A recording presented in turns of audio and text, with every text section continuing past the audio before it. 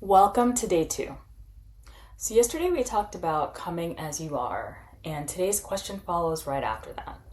Because if you're allowed to come exactly as you are, then it asks the question, who are you? Who are you underneath your job title and underneath the roles that you play for everyone around you? This is our starting point today.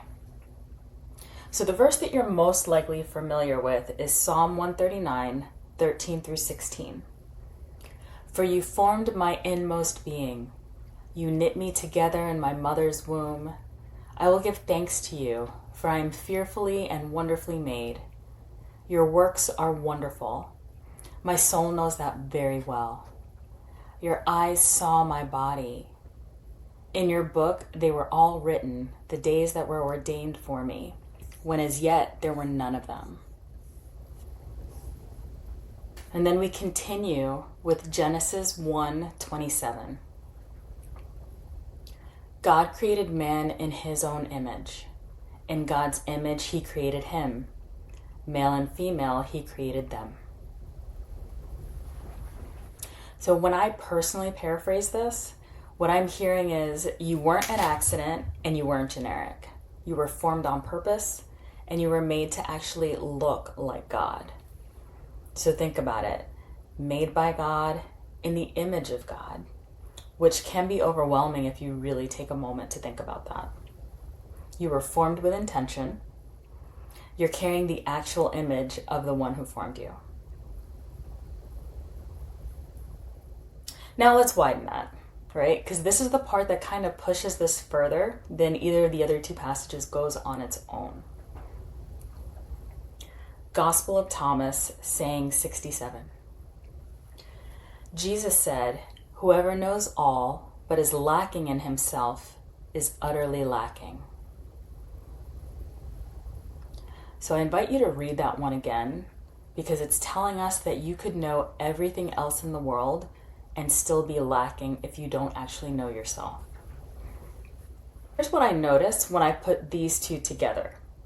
Psalm and Genesis tell you what you are. We are fearfully and wonderfully made. You were formed on purpose, and you carry God's image. That identity was given to you by your Maker. And now what Thomas does is Thomas adds a requirement onto that. He basically says it's not enough to just be made that way. You have to actually know it. And think about that. Being fearfully and wonderfully made won't rescue you if you never come to actually know yourself. And Thomas is saying that knowledge isn't automatic. It's something you actually have to do the work to arrive at. And I think a lot of us walk around with the Psalm 139 truth that's technically true about us, but it's completely unknown to us almost at the same time. We know that it exists, but we don't necessarily know it about ourselves.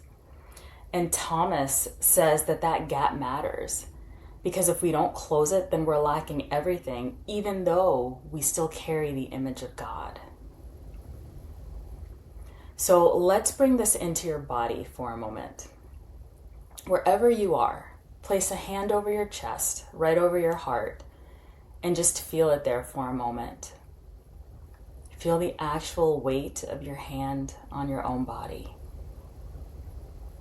And now take a slow breath in. And as you do, notice that you were formed on purpose by God. And as you breathe out, let your hand stay here a moment longer.